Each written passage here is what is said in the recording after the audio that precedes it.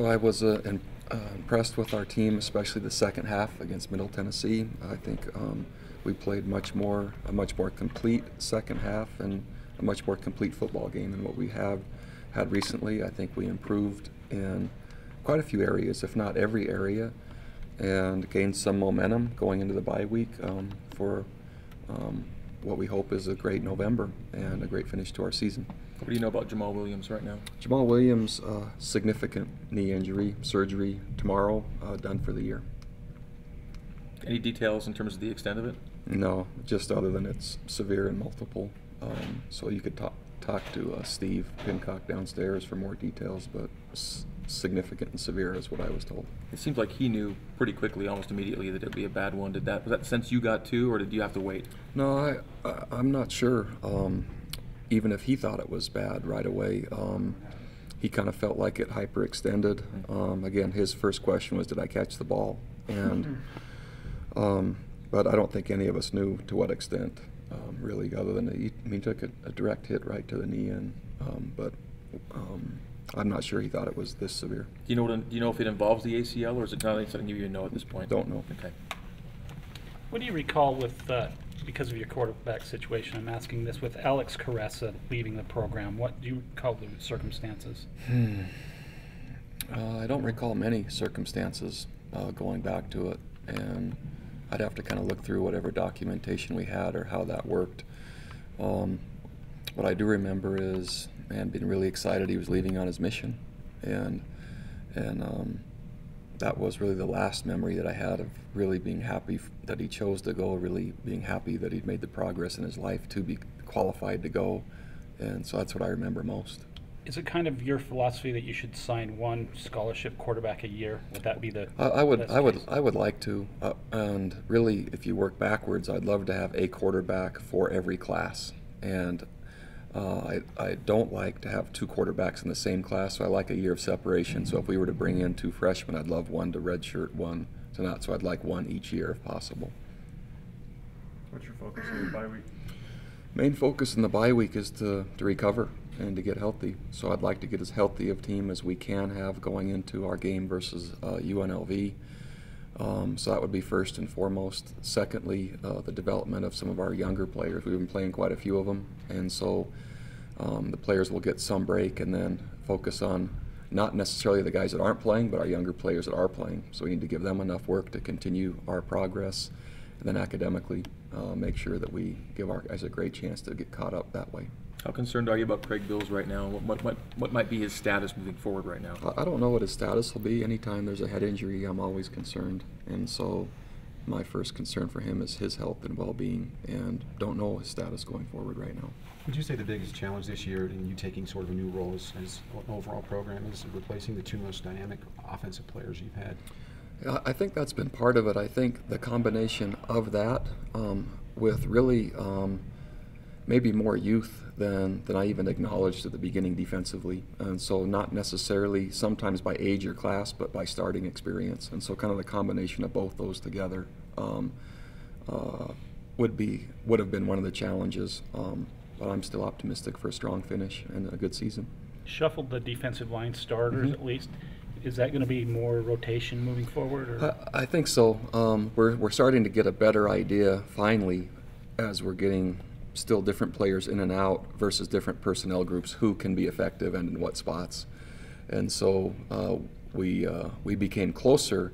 Boise State, from what we prepared for, kind of gave us a few different things, but we actually prepared these personnel groups the week before, but didn't have much of a chance to use them, and so I think you could see that based on what our opponent gives us, you could see more of that going forward. How do you retain the momentum you earned with the win going into the bye week? Well, the team's work habits really have been consistent throughout, and so I think what going all the way back to Tennessee and playing a good football game did was just rejuvenate them, give them more momentum to do what they've been doing, because they have been consistent in terms of practice. Coach, after the game, you talked about the four-game skid and how during that you learned a lot about resiliency about your team. You also said loyalty or lack thereof. Where did you feel disloyalty from, and why did you feel like that needed to be said? Oh, I think more from just a personal perspective. Sometimes as a position of head coach, There's different levels all throughout Holly and I's life. And so, man, we saw some amazing acts of kindness from friends in the coaching profession. We saw amazing things from neighbors, and we saw amazing things from friends. And like I said before, we can see the best in people and the worst in people come out, and I think that's just part of being a head coach. What will be your schedule this weekend, and will you send coaches out recruiting for the weekend? We've used almost all of our evaluations for the fall already, and so there'll be just a couple of coaches go out this weekend. Our next practice, full football practice, will be Thursday, and so there'll be conditioning and lifting and kind of treatment and recovery through Wednesday, and then we'll practice lightly on Thursday and Friday. That's kind of a change from last bye, isn't it? You went pretty hard. Significant, but the team is different now. Again, the number of injuries, the number of guys that are still recovering, and that is a lot different than our last bye, where it was how much execution, how much work could we get, how much contact could we have. Really isn't this bye format isn't really in relation to the last one. It's just in relation to where our team currently is. Coach, you could argue that with 5 wins already and Savannah State on the end of the home schedule, the bowl is going to happen, but UNLV would make it official. Is that something that kind of drives you guys right now? Sure. I mean, BYU football is postseason, and this will be my 10th year and 10 bowl games when we're able to accomplish that. And no matter what program you're coaching, that's difficult to maintain consistency. And so that's one of the things left. But again, we're anxious for more. In the future, would you say Bronson will play more D-end or more outside linebacker? Probably, I guess the best way to frame it will be is based on what personnel the offense has in. Bigger personnel, outside backer, smaller personnel, defensive end. Can you comment on Alani Fu's status? Yeah, hopefully he'll play.